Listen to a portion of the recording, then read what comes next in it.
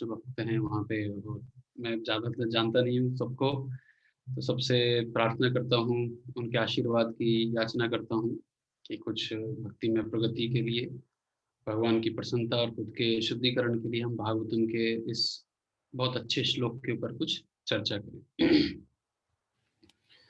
तो श्लोक मैं यहाँ पे स्क्रीन पे शेयर करूं या भक्त लोग देख लेंगे गुरु जी अपना? स्क्रीन शेयर किए तो ज्यादा अच्छा रहेगा। ओके, तो जो होस्ट हैं उनसे आप मुझे ये कीजिए, स्क्रीन शेयर डिसेबल है मेरा। हाँ समीर बाबू, हाँ, हो गया, अभी हो गया। यस, हो गया। हाँ ठीक है। तो हम यहाँ पे भागवतम के पहले स्कंद के दूसरे अध्याय के 12वें श्लोक पे चर्चा करेंगे। ओम नमो भगवते वासुदेवाय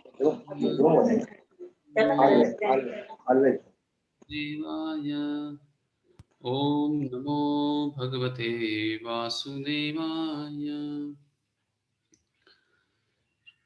तच्छ्रद्धाना मुनयो ज्ञानवैराग्ययुक्तया पश्यन्त्यात्मनि चात्मानं भक्त्या श्रुतगृहीतया। इसका जो श्लोक है ये बहुत ही महत्वपूर्ण श्लोक है श्रीमद् भागवतम का। इसका अनुवाद इस प्रकार से है, जैसे इंग्लिश में है लेकिन इसको मैं हिंदी में ट्रांसलेट करके बताऊंगा बाद में। The seriously inquisitive students or sages, well equipped with knowledge and detachment, realize that absolute truth by rendering devotional service in terms of what he has heard from the Vedanta Shruti. तो जो बहुत ही गंभीर और जिज्ञासु विद्यार्थी होते हैं या सेजेस, साधु होते हैं, ऋषि होते हैं, यहाँ पे शब्द आया है मुनि। हाँ, तो जो गंभीर मुनि होते हैं या भागवतम के विद्यार्थी होते हैं, वो अपने ज्ञान और वैराग्य से युक्त होकर, परम सत्य का साक्षात्कार करते हैं। उनको परम सत्य का साक्षात्कार होता है, और कौन सी विधि से? बाय रेंडरिंग डिवोशनल सर्विस, भक्ति के द्वारा उन्हें परम सत्य का साक्षात्कार होता है। और भक्ति कैसे करते हैं वो? जैसा उन्होंने वेदांत या श्रुति से सुना है, श्रुत गृहीतया, जैसा उन्होंने सुना है भक्ति के बारे में या शास्त्रों से जो सुना है उसके अनुसार वो लोग भक्ति करते हैं, और श्रवण के अनुसार जैसा सुना है वैसा भक्ति करते हैं, और उस प्रक्रिया के द्वारा उन्हें परम सत्य का साक्षात्कार होता है।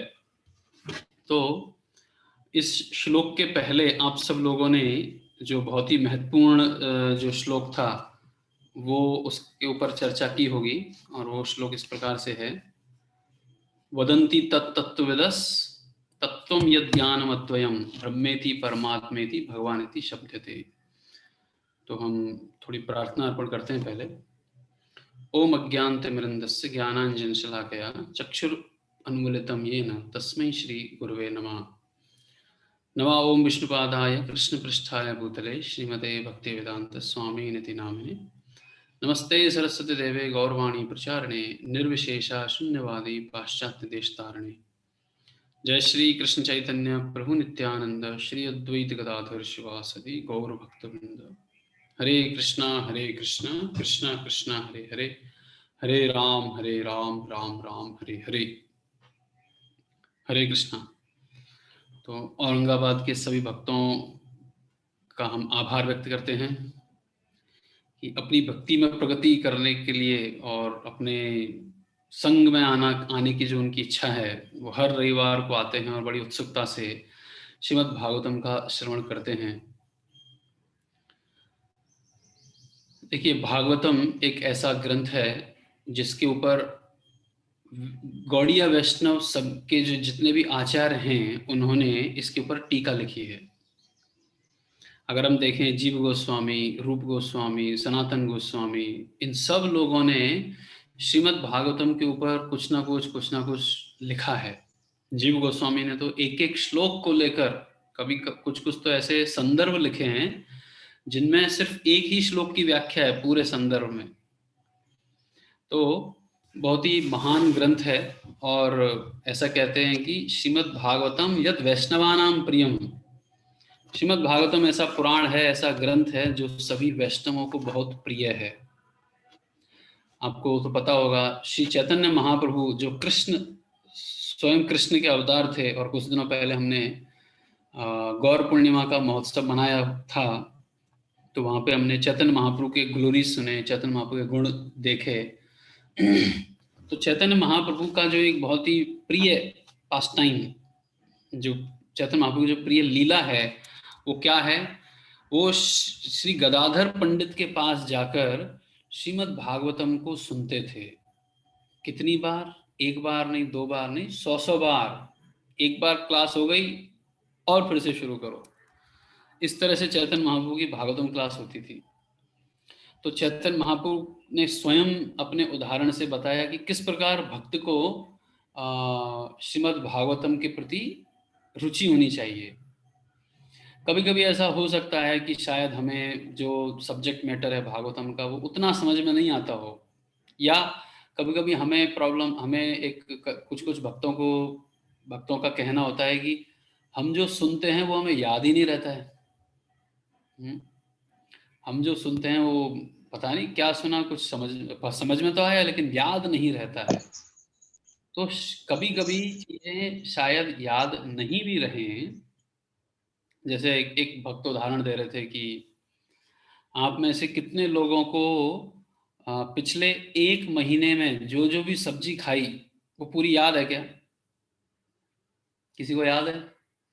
पिछले 1 महीने में, मार्च और अप्रैल को मिला के 1 महीने में आपने कौन कौन सी सब्जी खाई या कौन कौन सी मिठाई खाई? याद है आपको? मिठाई शायद याद हो क्योंकि कभी कभी होती है, लेकिन सब्जी रोज होती है, वो याद थोड़ी रहती है। लेकिन इसका मतलब ये नहीं है कि आपने सब्जी नहीं खाई या चपाती नहीं खाई। द फैक्ट दैट आप अभी इस समय पर क्लास सुनने के लिए आप में शक्ति है, आप अभी हैं यहाँ पे इस दुनिया में, इसका मतलब क्या है? आपने कुछ ना कुछ तो भोजन किया है। शायद वो मेनू याद नहीं हो, क्या बनाया है पता नहीं हो, स्वाद का ध्यान नहीं हो, लेकिन खाया जरूर है। तो उसी प्रकार भागवतम का जो सब्जेक्ट मैटर है, भागवतम का जो सिद्धांत है, वो शायद याद नहीं रहे हमें, लेकिन रोजाना हमने सुना है तो एटलीस्ट उस दिन की तो चेतना अच्छे से रही। उस दिन तो हम भगवान के भक्त, भगवान का भजन करने के लिए उत्सुक रहे। तो यही बहुत बड़ी बात है। तो इसलिए बहुत ज्यादा हमें इस याद रहने नहीं रहने के फेर में नहीं पड़ना है। हमें देखना है कि हम उसका रोजाना श्रवण कर रहे हैं या नहीं कर रहे। इसलिए श्रील प्रभुपाद जी ने नित्यम भागवत सेवया, नित्य रोजाना श्रीमद् भागवतम का श्रवण होना चाहिए, इसके लिए लिखा है। क्यों होना चाहिए भागवतम का श्रवण रोजाना? जैसे आप सब अपने अपने घरों में रहते हैं, तो हम अपने घरों में हम रोजाना झाड़ू लगाते हैं ना, अपने घरों की हम रोजाना साफ सफाई करते हैं। कभी कभी ऐसा होता होगा कि हम सब लोग बाहर जाते हैं किसी छुट्टी मनाने के लिए, 10 दिन 15 दिन के लिए बाहर गए, तो 10 दिन 15 दिन के लिए घर में सफाई नहीं होती है। तो जब आप 15 दिन के बाद वापस घर में आते हैं तो एक मिट्टी की लेयर, एक बहुत ही पतले मिट्टी की परत जम जाती है पूरे घर में, और फिर उसको साफ करना बड़ा मुश्किल हो जाता है। रोजाना जब आप साफ करेंगे तो आपको लगेगा नहीं कि अरे मिट्टी तो है ही नहीं, क्यों साफ कर रहा हूँ रोजाना। लेकिन हमारे जो बड़े बुजुर्ग हैं उन्होंने ये नियम बनाया हुआ है, घर घर के जो बड़े लोग हैं उन्होंने बताया है, रोजाना सफाई होनी चाहिए, रोजाना साफ सफाई होनी चाहिए। हाँ, तो उसी प्रकार हमारी जो चेतना है, हमारा जो मन है, इसके अंदर भी कुछ ना कुछ गंदगी, मिट्टी जाती रहती है, कुछ ना कुछ चलता रहता है। हम बाहर गए घूमने, और घूमने भी नहीं गए, घर में ही रहे, तो आजकल मोबाइल है, टीवी है, अड़ोस पड़ोस के लोग हैं, कुछ ना कुछ तो कचरा डाल ही देते हैं हमारे दिमाग में। अखबार आता है, न्यूज़पेपर है, यूट्यूब है, आजकल डिस्ट्रैक्शन के कितने सारे तरीके हैं। कुछ ना कुछ गंदगी हमारी इस चेतना में लोग डाल ही देते हैं, हमारे इसके बिना, जाने बिना, विदाउट आवर नॉलेज। तो श्रीमद् भागवतम का नित्य श्रवण करना इसलिए जरूरी है। अभी श्रीमद् भागवतम में भगवान के बारे में बताया गया है, भक्त के बारे में बताया गया है, भक्ति के बारे में बताया गया है, और श्रीमद् भागवतम के बारे में भी इसमें गुणगान है।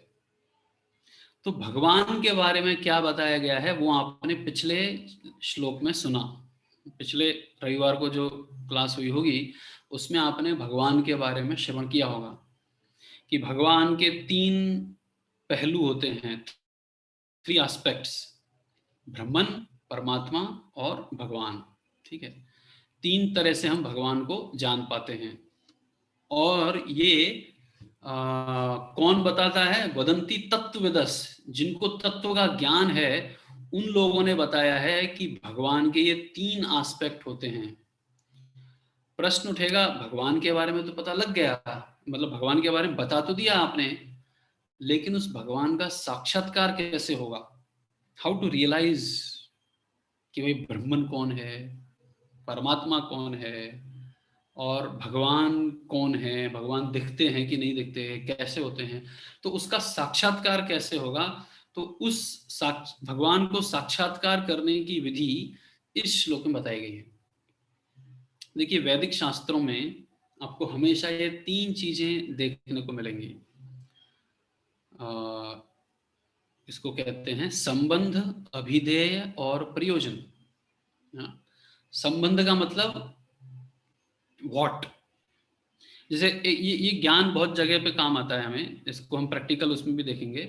व्हाट नो, पहला क्वेश्चन होता है व्हाट इट इज।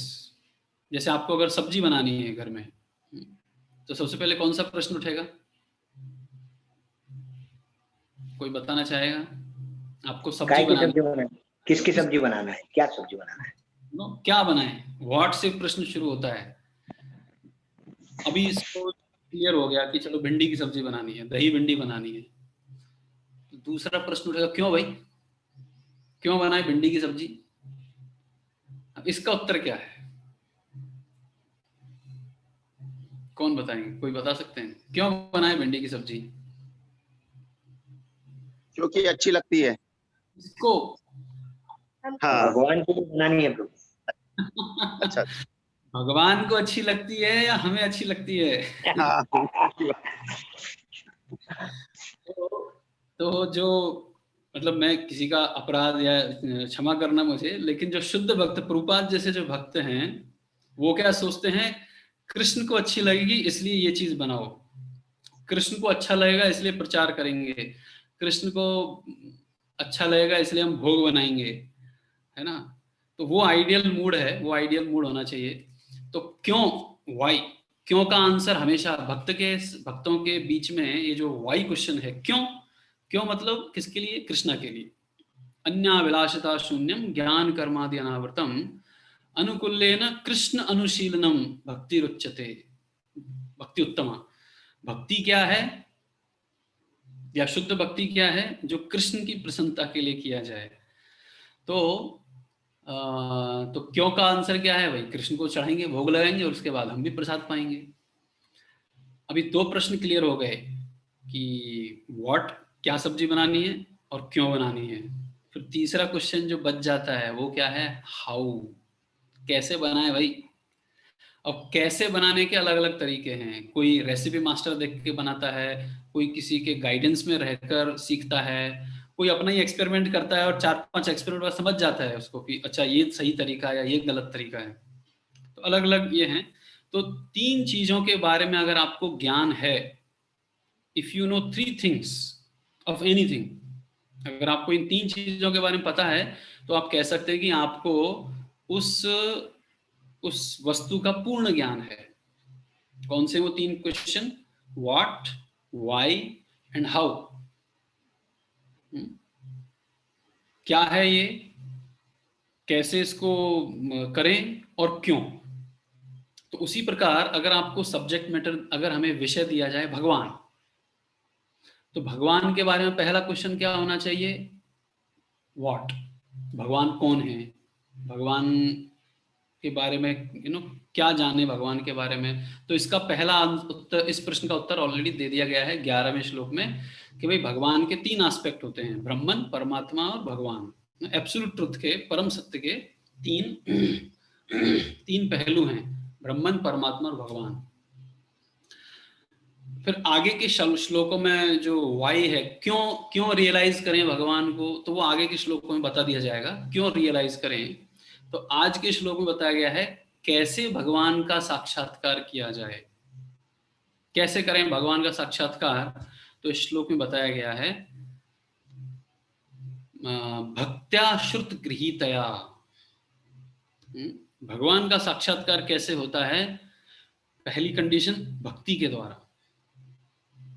भक्ति के द्वारा ही उस परम सत्य का संपूर्ण साक्षात्कार किया जा सकता है, और कोई विधि नहीं है।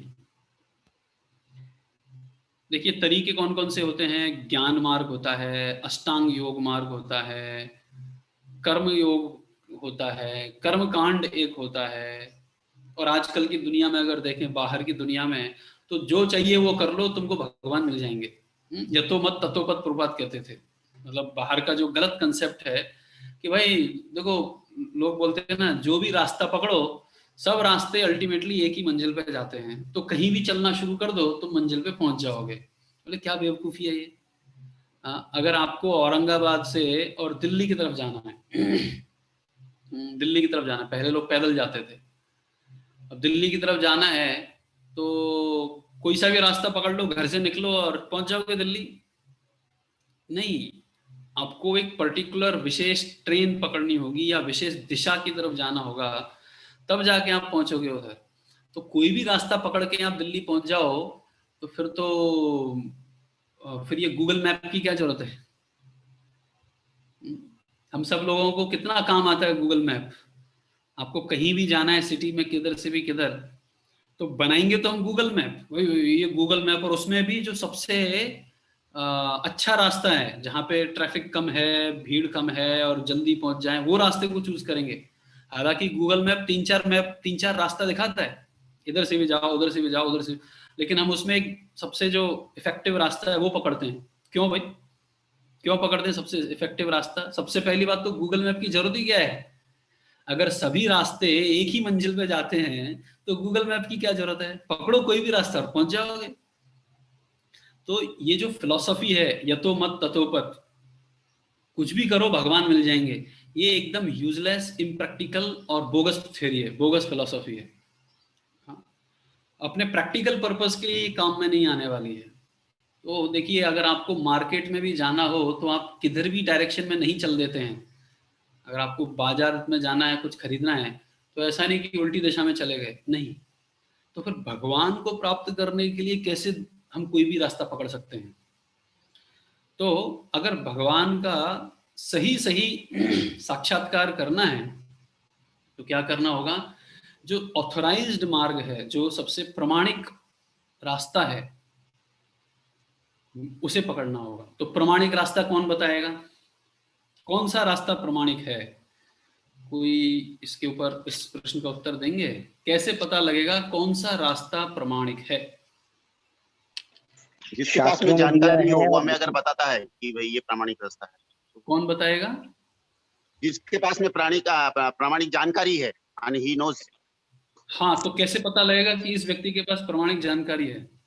शास्त्रों में दिया है, जो शास्त्रों के हिसाब से बताता है। हाँ, एक तो शास्त्र जो बताएं वो, और जो व्यक्ति शास्त्रों से बताए वो प्रमाणिक है। Very good. और कुछ, और कोई जिन्होंने अपने जीवन में अनुभव किया है।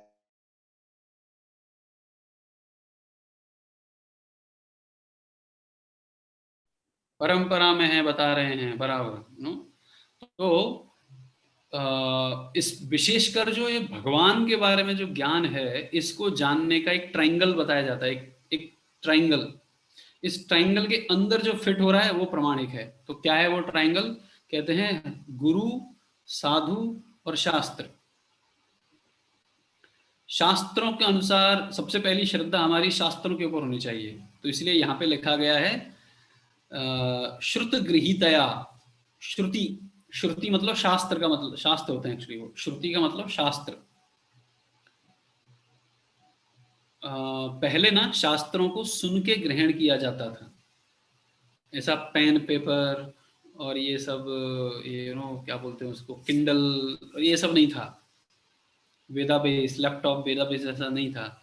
गुरु के मुख से शिष्य सुनता था ज्ञान को और सुनकर धारण करता था, ऐसे, इसलिए उन लोगों को श्रुतिधर कहा जाता था। जो व्यक्ति सुनकर समझ जाए बस हो गया, लिखने की भी जरूरत नहीं है उसको। लेकिन व्यासदेव जी ने देखा कि कलयुग के लोगों का जो मेमोरी है वो एकदम शॉर्ट टर्म है, वो जल्दी से भूल जाने वाले लोग हैं। अब हमें अपने, जो हम घर से निकलते हैं भाई, ये ऐसी चीज खरीद के लानी है, बाजार में पहुंचने के बाद याद नहीं आता क्या खरीदना था, और फिर वापस से घर पे आते हैं तब डांट खाने को मिलती है, अरे ये बोला था वो नहीं लाए, जो नहीं बोला वो खरीद लाए। तो हमें परचेज की लिस्ट याद नहीं रहती है, शास्त्र क्या याद रहेंगे। भगवत गीता के श्लोकों को हम बोलते हैं, एक शब्द याद रहता है, जन्म कर्म, अरे आगे क्या है भूल गए जी। तो इसलिए व्यासदेव जी ने क्या किया, लिख के रखो। उन्होंने भगवत गीता को लिख के हमें दे दिया कि भाई अभी लिख दिया है, अभी इसको तो पढ़ लो। लेकिन हम तो इतने एडवांस हैं, उस भगवत गीता को एज इट इज रख देते हैं घर में जाके। Bhagavad Gita as it is, Prabhupada ji ने एज इट इज रखने के लिए नहीं दी है भगवत गीता। प्रभुपाद जी ने भगवत गीता एज इट इज लिखी है कि भाई ये परंपरा में आई भगवत गीता, इसलिए। तो हमारी मेमोरी बड़ी शॉर्ट है, हमारा जो याद करने का जो ये कैपेसिटी है, क्षमता है, बड़ी कमजोर है। तो इसलिए शास्त्रों को अभी हम पढ़ते हैं लेकिन सुनना भी चाहिए उसको गुरु के माध्यम से। तो गुरु, साधु और शास्त्र, इसके बीच में अंदर जो आएगा है ना, वो प्रमाणिक है। तो भगवान के बारे में कौन सा मार्ग सबसे ज्यादा प्रमाणिक है, तो शास्त्रों में, स्पेशली जो शास्त्रों का सबसे उच्च कोटि का जो शास्त्र है वो है श्रीमद् भागवतम और भगवद गीता। उन दोनों में ये जो भक्ति मार्ग है इसकी बड़ी प्रशंसा की गई है। भक्ति मार्ग कितना प्रबल है, ऐसा कहते हैं कि धावन उन्मिलितम नेत्र, कि अगर कोई व्यक्ति भक्ति के मार्ग पर आंख बंद करके भी दौड़ रहा है, ना पतेत ना स्खलेत इहा, इस भक्ति के मार्ग पर अगर कोई व्यक्ति अपनी आंख बंद करके भी दौड़ता है तो ना तो वो फिसलता है और ना ही उसका पतन होता है। ऐसा कैसे? तो मैं आपको एक उदाहरण देता हूं, आपको मेरे प्रश्न का उत्तर देना होगा। मान लीजिए कोई व्यक्ति कोई व्यक्ति बहुत ही पथरीली और कांटे वाली रास्ता है, रास्ता बहुत ही पथरीला है, कांटे कांटे हैं और बहुत पत्थर निकले हुए हैं, ये है वो है, और ऐसे रास्ते पर वो, उबड़ खाबड़ रास्ता है, पहाड़ हैं, ऐसे रास्ते पर वो आंख बंद करके और दौड़ रहा है, और ना तो वो गिर रहा है और ना ही उसके पैरों में खरोंच आ रही है। ऐसा कैसे हो सकता है? भगवंता के अंश है ना प्रभु जी। ओके, तो अंश है तो भगवंत काळजी घेतात। हाँ, भगवान उनकी रक्षा का, भगवान रक्षा करते हैं ना प्रभु जी। ओके, फिर तो वो तो सबकी रक्षा करनी चाहिए, अंश तो सब है, सब जने भक्त है, हाँ, सब लोग भक्त रहेंगे तो उनकी रक्षा करेंगे ही भगवान। लेकिन मेरा प्रश्न दूसरा है, एक व्यक्ति उबड़ खाबड़ रास्ते पे दौड़ रहा है, ना गिर रहा है, ना वो ये हो रहा है, उसका पतन हो रहा है, ऐसा कैसे हो सकता है? कौन सा अरेंजमेंट किया होगा उसने? प्रभु जी उसने पैरों में शूज पहने होंगे और कुछ ट्रैक वगैरह पकड़ के चल रहा होगा, साइड का ट्रैक वगैरह। लेकिन उसने आंख बंद की हुई है और रास्ता बहुत उबड़ खाबड़ है, मतलब पहाड़ हैं, ये हैं वो हैं। अब बताइए, तब भगवान अगर उसका रास्ता होगा तो क्या? अगर उसका मतलब हमेशा का रास्ता होगा तो फिर सही जाएंगे। इसलिए किसी का हाथ पकड़ा होगा तो प्रभु जी उसमें हाँ। निष्काम भक्ति है हम भगवान भक्ति के की बात प्रति। कर ही नहीं रहे गुरु जी, हम भक्ति की बात कर ही नहीं रहे अभी। अभी हम सिर्फ एक रास्ते का उदाहरण दे रहे हैं।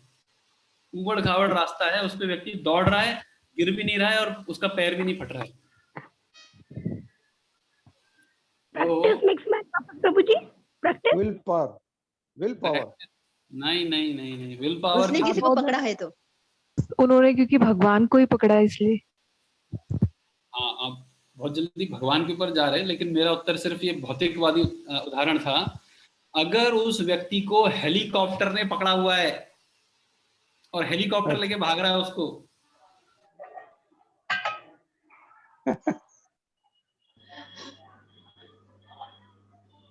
इतना लंबा सोच नहीं सकते प्रभु जी हम। समझ में नहीं आया प्रभु जी आंसर, हेलीकॉप्टर तो था ही नहीं ना। समझ में नहीं आया आंसर। लेकिन प्रभु जो रास्ते पे कहाँ चल रहा है फिर? सही बात है।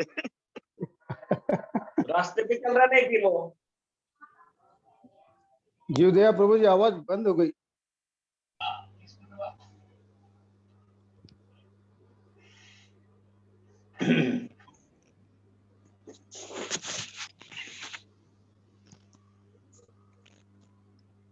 हरि बोल। समीर प्रभु।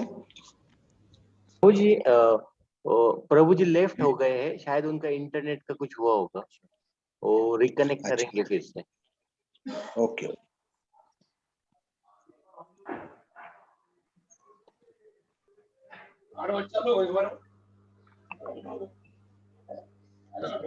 रिक्लेम केलं म्हणून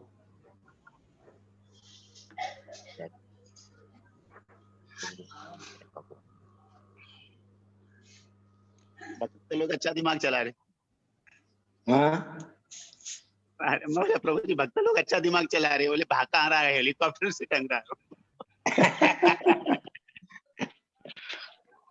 हेलीकॉप्टर कैसा रहेगा? हेलीकॉप्टर पकड़े वाला बोलते प्रभु जी, बोलते हेलीकॉप्टर रूपी भगवान।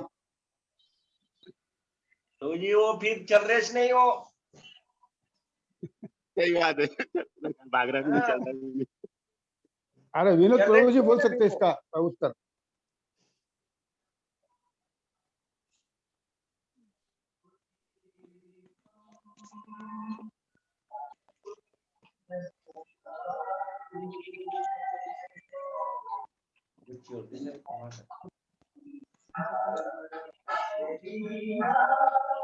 हेलीकॉप्टर कहाँ गए?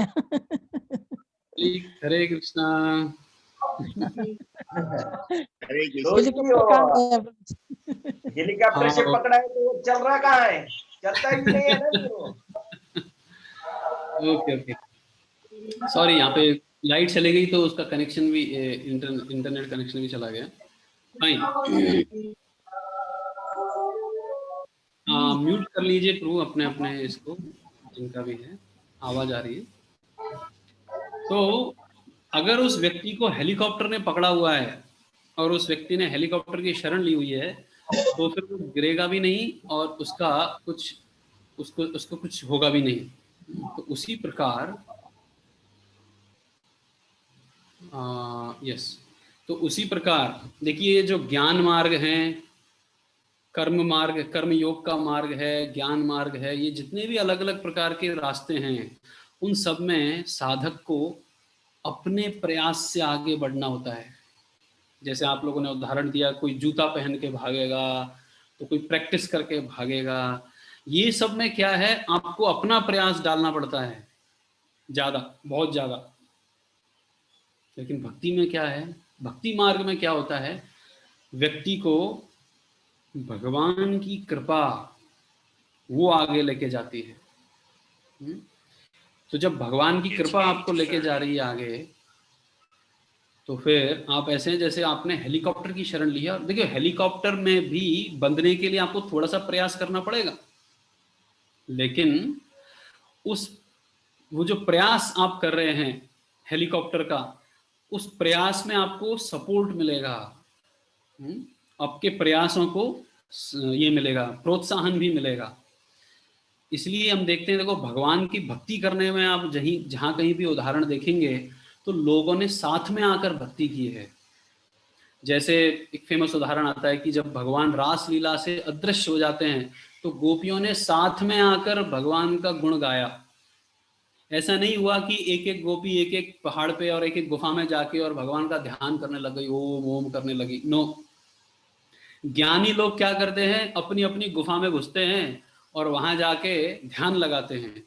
उन लोगों से भगवान उतने प्रसन्न नहीं होते जितना कि भगवान उन भक्तों से प्रसन्न होते हैं जो साथ में आकर भक्ति करते हैं। तो नारद मुनि से भगवान कहते हैं, नाहम तिष्ठामि वैकुंठे योगिनाम हृदयेषु वा यत्र गायन्ति मद भक्ता तत्र तिष्ठामि नारदा। भगवान कहते हैं, विष्णु भगवान कहते हैं नारद मुनि से कि हे नारद मुनि, हाँ मैं वैकुंठ में नहीं रहता, नाहम तिष्ठामि वैकुंठे।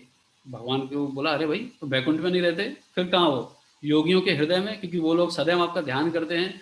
बोलते मैं उनके हृदय में भी नहीं हूँ, कुछ वहाँ पे कुछ एक्सचेंज है ही नहीं, वो बस ध्यान करता रहता है, मैं भी बोर हो जाता हूँ, मैं वहां से निकल जाता हूँ। योगी नाम हृदयेषु वा, योगियों के हृदय में भी नहीं हूं मैं, फिर किधर हो?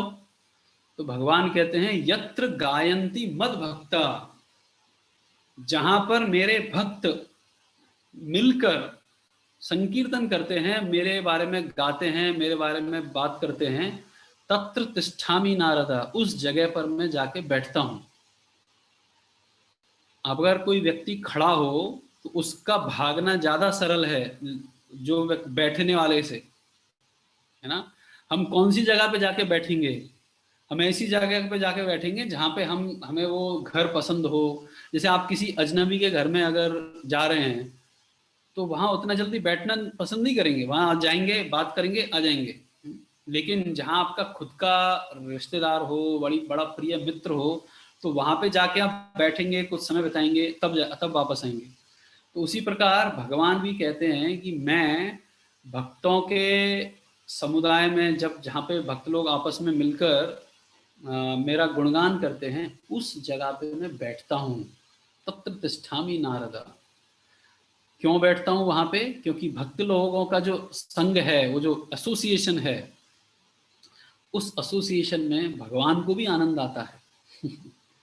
भगवान को भी अपनी कथा सुनने में आनंद आता है। सत्संग, हरि संकीर्तन, हरिनाम संकीर्तन, यस।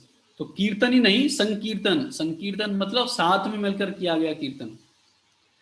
तो इसलिए जो भक्ति का मार्ग है, वहां पे भगवान खुद रहते हैं भक्त को प्रोत्साहन देने के लिए, क्योंकि वो सबके साथ मिलकर भक्ति करना चाहता है।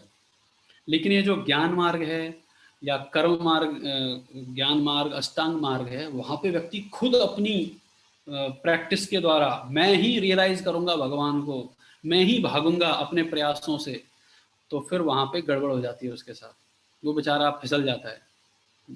लेकिन भक्ति के मार्ग में ऐसा नहीं है। तो इस श्लोक के अंदर लिखा गया है, भक्त्या श्रुत गृहीतया पश्यन्ति च आत्मनि। उस परम सत्य को जानने का तरीका क्या है? भक्ति का मार्ग है। सबसे महत्वपूर्ण बात यहाँ पे क्या दी गई है? सबसे पहला जो श्लोक है ना, तत्श्रद्धानो मुनया। किस प्रकार का स्टूडेंट होना चाहिए हमें अगर हमें भगवान का साक्षात्कार करना है? तो देखिए, हम सब लोग भक्ति कर रहे हैं भगवान की, हम सब लोग नाम जप कर रहे हैं। किसके लिए कर रहे हैं नाम जप? कि वो भगवान का कुछ साक्षात्कार हो, पता लगे कि भाई ये भगवान भी हैं इस दुनिया में। अभी इंटेलेक्चुअली तो हमने सुन लिया है, बुद्धि के स्तर पे तो हमने जान लिया है भगवान हैं, और हमारी जो सेंसेस हैं, हमारी जो इंद्रियां हैं, वो भी भगवान की सेवा में लगी हुई हैं। लेकिन इंटेलेक्चुअल लेवल पे ही अगर भक्ति करेंगे तो ज़्यादा दिन तक टिकने वाली नहीं है। कोई भी परेशानी आ गई जीवन में तो तुरंत हम टाटा बाय बाय कह देंगे, भगवान तुम है ही नहीं, तुम्हारे मैंने इतना समय तक शायद मैंने टाइम वेस्ट किया अपना इतना जप करके। ऐसा भी हो सकता है, ऐसा होता है कई लोगों के साथ। तो इसलिए जब तक वो भगवान का साक्षात्कार नहीं हो जाता है, तब तक हमारे जीवन में ये सब डाउट बने रहते हैं। तो सबसे पहला कंडीशन क्या है उस भगवान को रियलाइज करने का, साक्षात्कार करने का? तो यहाँ पे बोला गया है श्रद्धाना मुनयो। श्रद्धाना शब्द का अर्थ प्रभुपाद करते हैं सीरियसली इंक्विजिटिव, इसको हिंदी में कहेंगे बहुत ही गंभीर रूप से जो जिज्ञासु है व्यक्ति, तो ये भगवान को साक्षात्कार करने का पहला क्वालिफिकेशन है। अभी एक तरह से आप देखो, शब्द धाना का मतलब तो ये होता है कि जिसको बहुत श्रद्धा है, जिसकी श्रद्धा बहुत ज्यादा है, मतलब श्रद्धावान व्यक्ति है वो, उसको कहेंगे शब्द धाना। तो देखिए गंभीर हम कब बनते हैं, किन प्रयासों को हम गंभीरता से करते हैं, जिसके ऊपर हमें श्रद्धा है।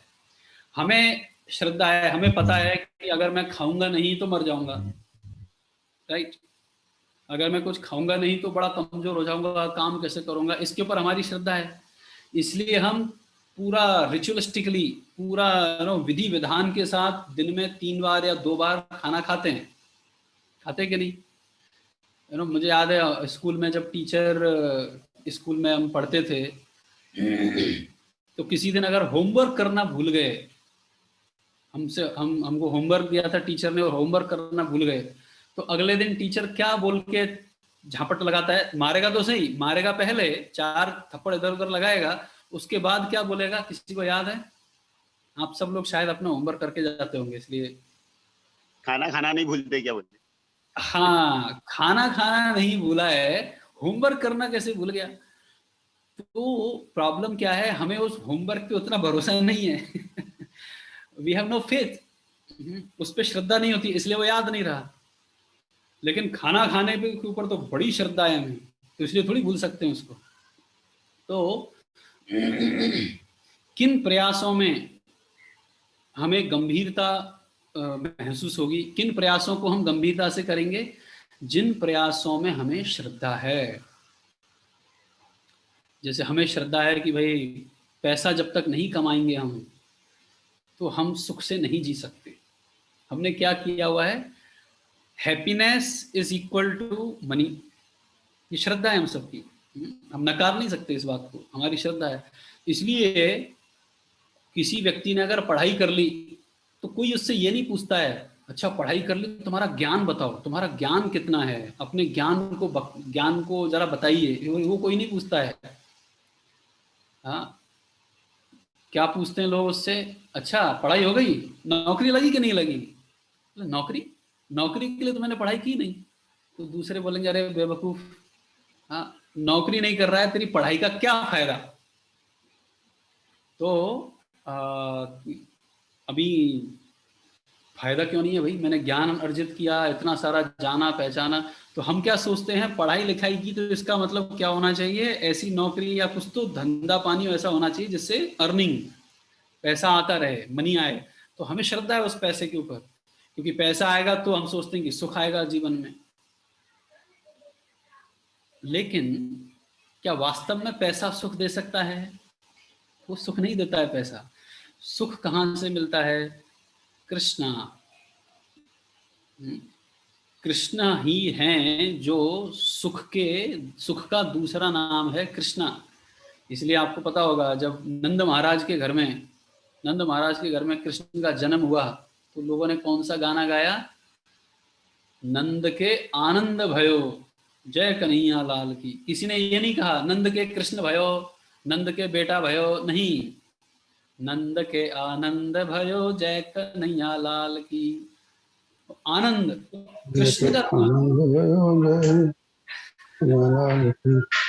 कृष्ण का दूसरा नाम है आनंद, और कृष्ण को आप पैसा देकर नहीं खरीद सकते। तो कृष्ण को कैसे खरीद सकते हैं हम? अगर हमें कृष्ण चाहिए तो क्या होना चाहिए हमारे पास? जैसे अगर आपको गुलाब जामुन खरीदना है तो आपके जेब में 50-100 रुपए होने चाहिए, तब आप गुलाब जामुन खरीद सकते हैं। कृष्ण को आपको परचेज करना है तो क्या होना चाहिए आपके पास? कृष्ण प्रेम। कृष्ण प्रेम नहीं, यह शुरुआत में थोड़ी कृष्ण प्रेम मिल जाएगा। कृष्ण प्रेम, हाँ यस, भक्ति होना चाहिए। भक्ति तो भगवान ही देंगे ना आपको। भक्ति कौन देगा? हम थोड़ी परचेज कर सकते हैं भक्ति तो भगवान देंगे। शरणागत होनी चाहिए, सुनने की इच्छा और क्या? भगवान के बारे में सुनने की क्यूरियोसिटी। क्यूरियोसिटी कब होगी? जब हमारे मन में वो श्रद्धा है, वो फेथ है कि भाई ये दुनियादारी के काम तो चलते ही रहेंगे, ये संडे है, आज पूरा दिन बिजी रहने वाला है, लेकिन हमें कुछ सुनना चाहिए। जब ये श्रद्धा होगी हमारे जीवन में, तो जितनी श्रद्धा होगी व्यक्ति के पास, उतना ही वो भगवान को खरीद सकता है। खरीदने का मतलब ये नहीं है कि मार्केट में जाके डीटी खरीद के ले आओ। खरीदने का मतलब है हम उन पे अटेंशन देंगे, उनके ऊपर हम ध्यान देंगे। देखो, भगवान की मूर्ति, फोटो, ये तो सबके घरों में है। मटेरियलिस्टिक लोग भी अपने घरों में मूर्ति रखते हैं भगवान की, लेकिन क्या वो उतना ध्यान रख पाते हैं भगवान का कि भाई 3 टाइम भोग लगाना, आरती करना, उनका नाम लेना, उनकी प्रसन्नता के लिए कार्य करना, वो सब नहीं होता है। क्यों? क्योंकि वो श्रद्धा नहीं है। तो इसलिए भगवान को खरीदने का या भगवान को ग्रहण करने का सबसे पहला क्वालिफिकेशन है श्रद्धा होना। इसलिए यहाँ पे पहला शब्द क्या लिखा गया है? तत्श्रद्धानो मुनयः। ओके, तो अब श्रद्धा है हमारे ऊपर, मान लीजिए हमको श्रद्धा आ गई। और वो श्रद्धा कैसे आती है? जब हम भक्तों के साथ संगति करते हैं, ऐसे भक्तों के साथ रहते हैं जिनके पास श्रद्धा है, तो उनके साथ रह रहकर बोलते हैं ना, उनसे घिसड़ कर, उनसे टच होके हमारे हृदय में भी श्रद्धा जागृत होती है। ठीक है, अब श्रद्धा आ गई तो भगवान के बारे में सुनना शुरू हो गया, भगवान के ऊपर भी श्रद्धा आ गई। उसका रिजल्ट क्या होगा? भगवान के बारे में श्रवण करने का रिजल्ट क्या होगा? तो आगे के जो 2 शब्द है ना, इसमें आया है ज्ञान वैराग्य युक्तया। जब भगवान के ऊपर श्रद्धा धीरे धीरे बढ़ती है तो ये दोनों चीज भी बढ़ती हैं, धीरे धीरे। पहला ज्ञान बढ़ेगा, क्योंकि आपके पास श्रद्धा है तो आप भगवान के बारे में सुनोगे। भगवान के बारे में सुनोगे मतलब क्या सुनोगे? भगवान के 6 ऑपुलेंस, ऐश्वर्य के बारे में सुनोगे, भगवान की महानता के बारे में सुनोगे। कृपा जी कहते थे पूरी दुनिया के लोग बोलते हैं गॉड इज ग्रेट, लेकिन कोई ये नहीं जानता कि how much he is great, कितने महान है भगवान। तो जब भगवान के बारे में सुनते हैं तो हमें उनकी महानता के बारे में पता लगता है, तो ज्ञान बढ़ता है। और उस ज्ञान का टेस्ट क्या है कि आपने वास्तव में आपकी भगवान के ऊपर श्रद्धा है, आपने भगवान के बारे में सुना है और भगवान का ज्ञान आ रहा है आपके ऊपर। इसका टेस्ट क्या है? वैराग्य। कि ये जो दुनियादारी की जो गलत चीजें हैं उनको हम कितना छोड़ पा रहे हैं।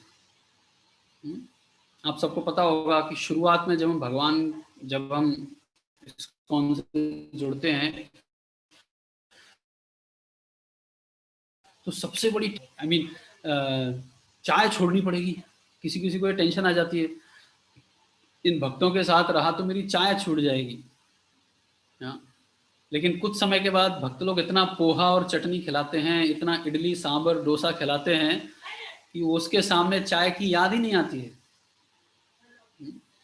इससे आज ज़्यादा अगर बात करें तो कई भक्तों के भक्ति में आने से पहले अलग अलग आदतें होती हैं, कुछ भी खाने पीने की, वो सब छूट जाती है। तो ये किसका सिम्टम है? भगवान के बारे में वो ज्ञान बढ़ रहा है और भगवान के बारे में श्रद्धा बढ़ रही है, तो ये जो गलत चीजें हैं अपने आप छूट जाती हैं। ज्ञान वैराग्य युक्तया। और धीरे धीरे जैसा जैसा हमारा भक्ति में प्रगति होता है तो उसका भी सिम्टम ये है कि फिर वो सूक्ष्म रूप में जो हमारे जो विचार हैं, गलत विचार होते हैं, वो छूटने चाहिए, क्योंकि सही विचार अभी मन में आने लग जाते हैं, अच्छे विचार दिमाग में आने लग जाते हैं उस तरह से। और ये जब ज्ञान वैराग्य से युक्त हो जाता है व्यक्ति, ज्ञान वैराग्य युक्तया पश्यन्ति, वो फिर धीरे धीरे देखने लगता है किधर? आत्मनि, विद इन हिमसेल्फ, खुद के अंदर उस भगवान को, आत्मानम मतलब उस परमात्मा को देखने लग जाता है। परमात्मा का मतलब यहाँ पे पूरा भगवान है, सिर्फ परमात्मा ही नहीं, अपने हृदय में परमात्मा को देखने लग जाता है, बाहर परमात्मा को देखने लग जाता है, भगवान का ज्ञान होता है। और यही विधि तो है भक्ति, इसी को ही तो भक्ति कहते हैं। भक्ति की शुरुआत कहाँ से होती है? सुनने से, श्रवण करने से।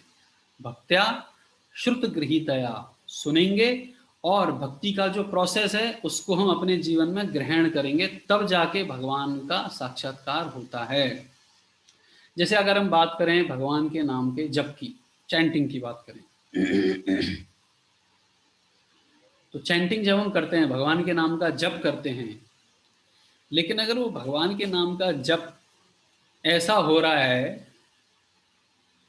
जैसे तो कभी कभी ऐसा लगता है ना हमें कि भगवान के नाम का जप तो हो रहा है लेकिन कुछ सुधार नहीं हो रहा है हमारे मन के अंदर, हमारी इच्छाओं का ये नहीं हो रहा है, प्यूरिफिकेशन नहीं हो रहा है उतना। तो उसके लिए कहानी हम सुनाते हैं आपको। एक बार एक भक्त था, मतलब एक शिष्य था, तो अपने गुरु के पास जाता है कि गुरुजी मैं बड़ा गरीब हूँ, मेरे पास धन दौलत नहीं है, बहुत कष्ट करना पड़ता है, इसलिए मैं आपके प्रवचन सुनने भी नहीं आ पाता हूँ, कुछ कृपा कीजिए जिससे हमारे घर में भी थोड़ी लक्ष्मी आए। नारायण तो बहुत बता दिया आपने, लेकिन लक्ष्मी आ ही नहीं रही है। तो गुरुजी ने भी देखा बेचारा बड़ा त्रस्त आदमी है, कुछ पैसा वैसा नहीं है, तो गुरुजी ने क्या किया, अपने झोले से एक पारसमणि निकाला, ये ले पारसमणि रख, और इसको तू किसी भी लोहे से टच करेगा, स्पर्श करेगा लोहे को, तो ये सोना बन जाएगी और तेरी गरीबी दूर हो जाएगी। तो शिष्य बड़ा प्रसन्न हो गया, बोले चलो। पारसमणि घर में लेके आया और बोला कि छोटी मोटी चीज़ों को क्यों स्पर्श करूं, छोटे मोटे लोहे को क्यों सोना बनाया जाए, बनाएंगे तो पूरा एक बहुत बड़ा कंटेनर, उसको ही लोहे का कंटेनर है, उसी को ही सोना बना देते हैं, एक ही झटके में पूरी गरीबी खत्म हो जाएगी। और पता नहीं ये पारसमणि के अंदर कितनी वैलिडिटी है, जैसे आजकल मोबाइल सिम कार्ड के अंदर वैलिडिटी होती है ना, 1 महीना 1 दिन, पता लगा मैं छोटा छोटा चीज़ों को सोना बना रहा हूँ, इतने में इसकी वैलिडिटी खत्म हो गई तो गड़बड़ हो जाएगी।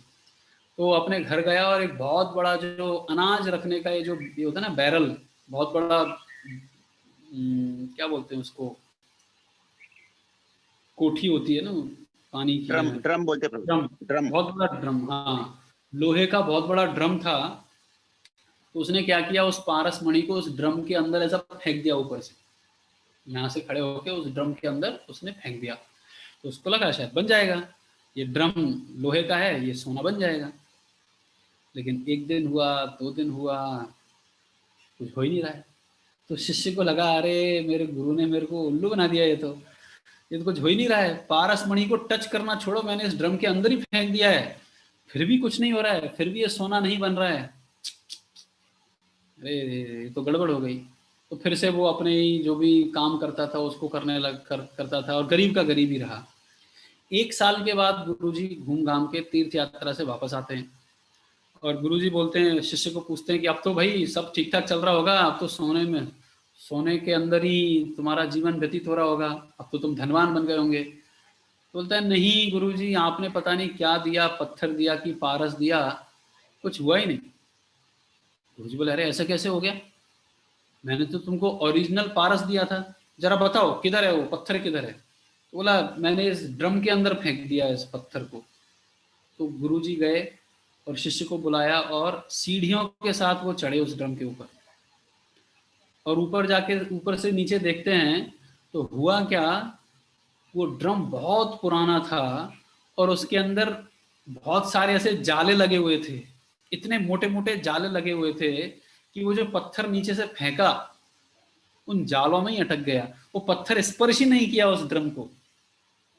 अब स्पर्श ही नहीं किया तो वो सोना कैसे बनेगा, नहीं बनेगा। तो उसी प्रकार कभी कभी हम भगवान के नाम का जप करते हैं, गुरु हमें देते हैं कि ये बेटा ये लेके जा, नाम चिंतामणि कृष्ण चैतन्य रस विग्रह, नित्य मुक्तो, शुद्धो नित्य मुक्तो, हाँ पूर्ण शुद्ध, अभिन्नत्वम नाम नामिनो। तो ये नाम कैसा है, हाँ चिंतामणि के जैसा ये नाम है, इसको आप लीजिए, भगवान का नाम लीजिए और ये जरूर आपको बदलेगा, ऐसा हमको गुरु बोलते हैं। और हम उस नाम को लेकर भगवान के नाम का जप शुरू करते हैं, लेकिन जब कर रहे हैं हम सोना बनेगा, हमारा भी कुछ उद्धार होगा, लेकिन देखते हैं तो उद्धार छोड़ो और गड़बड़ कर रहा हूं मैं तो, और मेरे हृदय के अंदर गंदगी बढ़ती जा रही है। तब हम गुरु के पास जाते हैं, गुरु जी ये क्या हो गया, कुछ हो ही नहीं रहा है। तब गुरुजी बोलते हैं, अरे मूर्ख, तू नाम ले तो रहा है लेकिन वो नाम तेरी चेतना को स्पर्श ही नहीं कर रहा है। वो नाम कहाँ से निकल रहा है?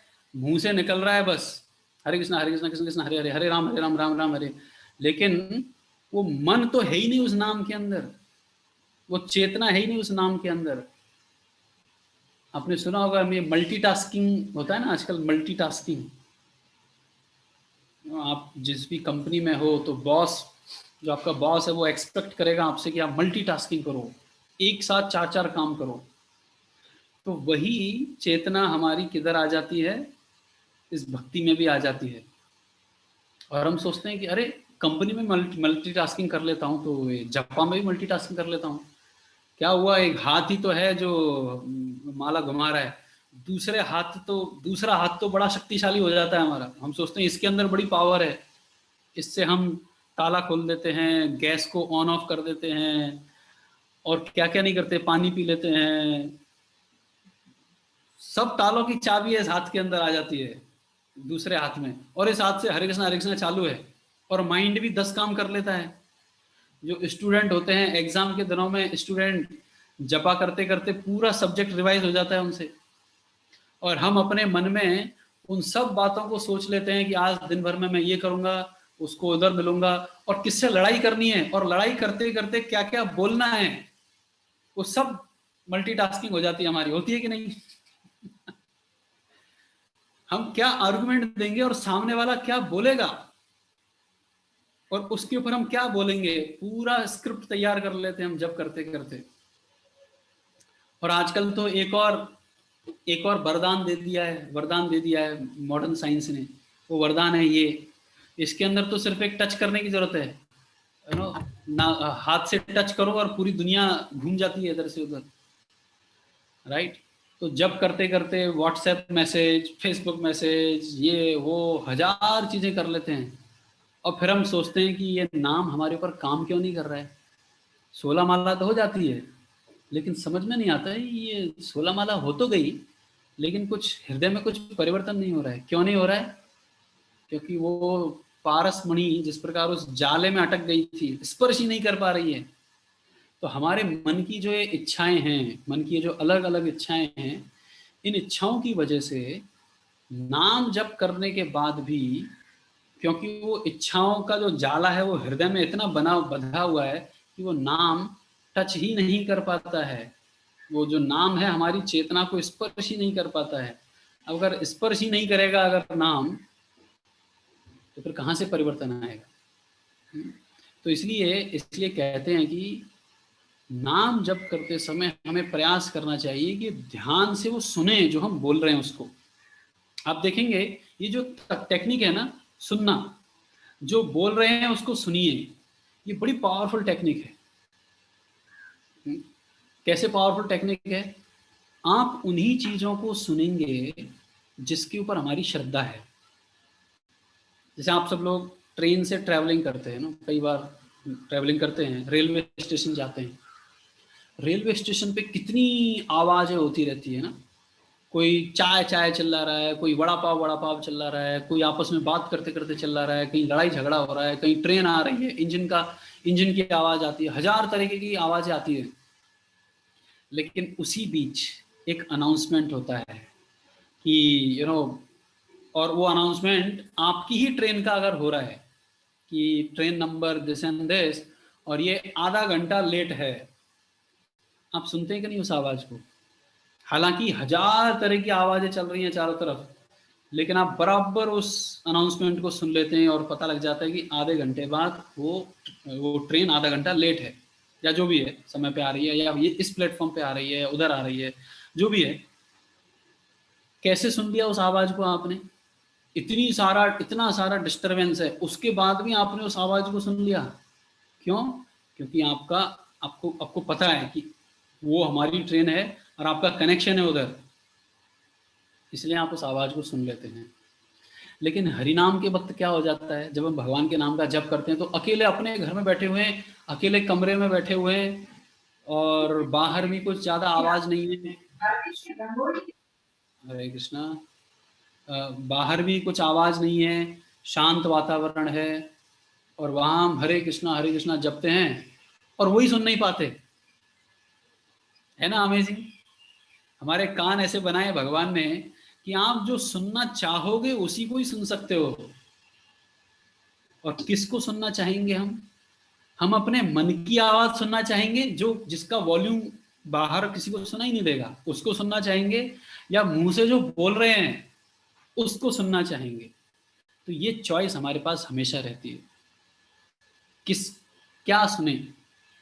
तो इसलिए जब हम भगवान के नाम का जप करने के लिए बैठते हैं तो हमें प्रयास करना चाहिए कि जो मुंह से बोला जा रहा है उसी को ही सुने।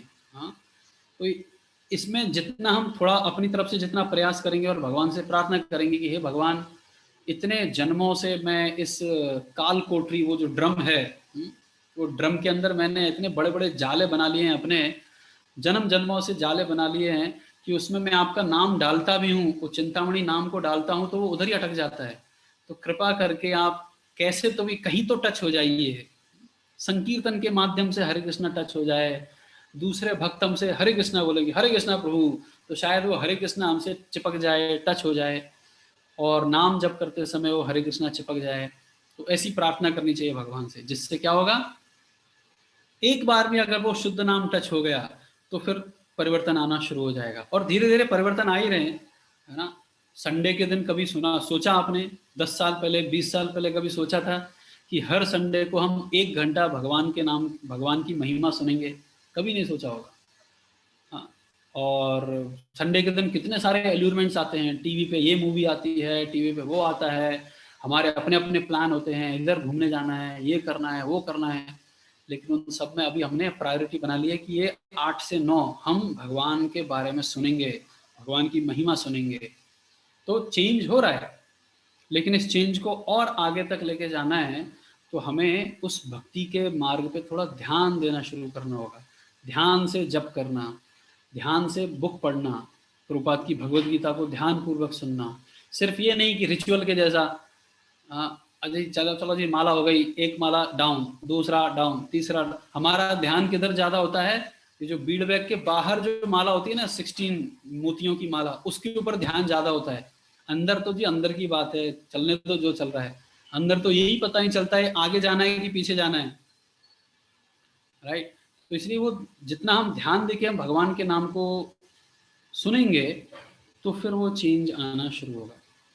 मन का भटकना ये स्वाभाविक है। कृष्ण भगवान ने भी बोला है अर्जुन को गीता में, यतो यतो निश्चलति मनश्चंचलम अस्थिरम। हे अर्जुन, ये मन का स्वभाव है अस्थिर रहना, चंचल होना। मन को चंचल रहने दो, लेकिन आपको क्या करना है, ततो ततो नियम में तद आत्मन्येव वशम नयेत्। जैसे ही आपको पता लगता है मेरा मन भाग गया, तुरंत उसको पकड़ के लाओ और उसको सुनाओ, सुन बेटा अभी हरे कृष्ण, सुन अभी इधर, सुन इधर। तो वो सुनाना है इस मन को हमें। कब कब सुनाना है, जितनी जितनी बार आपको पता लग जाए कि मन अपने ध्यान से, अपने रास्ते से भटक रहा है, तुरंत उसको पकड़ के वापस लाना है, सुनो हरे कृष्ण, सुनो हरे कृष्ण। तो नाम जप, ये जो तरीका प्रभुपाद जी ने हमें बताया है, एक्चुअली हमें ये इस साधना को अच्छे से बड़ी गंभीरता से लेना चाहिए, क्योंकि श्रील प्रभुपाद जी हमारे फाउंडर आचार्य हैं और उन्होंने कलयुग के लिए जो सबसे इफेक्टिव मार्ग है उसको बताया है। तो एटलीस्ट ये 16 माला तो अच्छे से हमें करने का प्रयास करना चाहिए। तो आई थिंक समय हो गया है, 9 बज गए हैं। कोई एक किसी का प्रश्न हो तो हम ले सकते हैं, 1 या 2, उसके बाद हम क्लास को एंड करेंगे। हरे कृष्णा। यस प्रभु जी, मुझे ऐसा ये पूछना था, दंडवत प्रणाम प्रभु जी। भौतिक जगत में जो यंग लोग हैं उनको श्रद्धा तो होती नहीं है, और आपने श्रद्धा साक्षात्कार के साथ जैसे बताई है कि उनको साक्षात्कार होगा तो श्रद्धा, तो ये कैसे कर सकते हैं हम लोग? ऐसा नहीं कह सकते कि देखो हमारे अंदर या किसी के अंदर या यंगस्टर्स के अंदर श्रद्धा है ही नहीं। श्रद्धा होती तो है, लेकिन अलग अलग जगहों पे है। जैसे मैं कई बार उदाहरण दिया हूँ, आप ट्रेन में बैठते हो, आपने कभी ड्राइवर को देखा, ड्राइवर से बात की कि भाई तू पी के तो नहीं चला रहा है, तेरे को नींद तो नहीं आएगी, रात को सोया है कि नहीं, कभी पूछते नहीं हैं। हम जाके अपनी सीट पे बैठ जाते हैं और सोचते हैं ट्रेन चलेगी, अपने आप जगह पे पहुंचा देगी। अरे ट्रेन नहीं पहुंचाती है। हमें किसके ऊपर श्रद्धा है? उस ड्राइवर के ऊपर श्रद्धा है कि नहीं, कि वो ड्राइवर बराबर लेके जाएगा। तो श्रद्धा तो है, लेकिन अभी हमारी श्रद्धा अलग अलग जगहों पे बटी हुई है। तो इसलिए जब वो यंगस्टर लोग जब भक्तों का संग करते हैं, भक्तों से सुनते हैं कि अरे नहीं भगवान होते हैं, शायद दिखे नहीं लेकिन भगवान होते तो हैं, धीरे धीरे जब वो श्रवण की प्रक्रिया शुरू होगी तो धीरे धीरे श्रद्धा भी बढ़ती है। तो उनके हिसाब से हमें शायद बोलना पड़े। उनका उनकी साइंस में ज़्यादा श्रद्धा है तो साइंटिफिक फैक्ट बताइए, विज्ञान की चीज़ें बताइए। तो जैसी जहाँ श्रद्धा है उस हिसाब से उनको हम आगे लेके जाते हैं। ठीक, ओके, थैंक यू प्रभु जी। हरे कृष्ण। सो हम यहाँ पे स्टॉप करते हैं अभी। बहुत बहुत धन्यवाद आप सबका। हरे कृष्णा। हरे कृष्ण प्रभु जी। हरे कृष्णा। हरे कृष्णा। बहुत बहुत धन्यवाद प्रभु जी। हरे कृष्ण। दंडवत प्रणाम प्रभु जी। दंडवत दंडवत प्रणाम प्रभु दंडवत जी। प्रणाम। दंडवत प्रणाम प्रभु। हरे कृष्ण प्रभु जी। ओहो, बड़े एंथुसियास्टिक बच्चे हैं। हरे कृष्ण। हरे कृष्णा जीव दया प्रभु जी, बहुत अच्छा सत्संग हुआ आपका, बहुत अच्छा लगा। धन्यवाद, आप थे इसलिए सब अच्छा था। हरे कृष्ण प्रभू जी, खूप छान सांगितलं प्रभू जी। ओके तुझे हरे कृष्ण। तो हम हरे मैं अभी लीव करता हूँ, है ना राम लक्ष्मण जी? हाँ हरे कृष्ण। आज्ञा है? हरे कृष्ण। हरे कृष्ण। बहुत अच्छा प्रवचन था प्रभु जी, बहुत अच्छा, वेरी नाइस। हरे कृष्ण।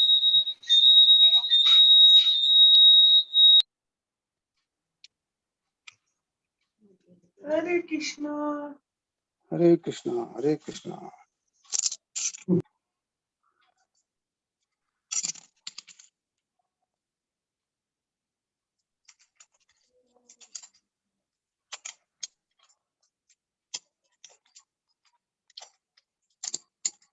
हरे कृष्णा कृष्णा कृष्णा हरे हरे, हरे रामा राम रामा हरे हरे, हरे कृष्णा कृष्णा कृष्णा हरे हरे, हरे रामा राम रामा हरे हरे, हरे हरे। हरे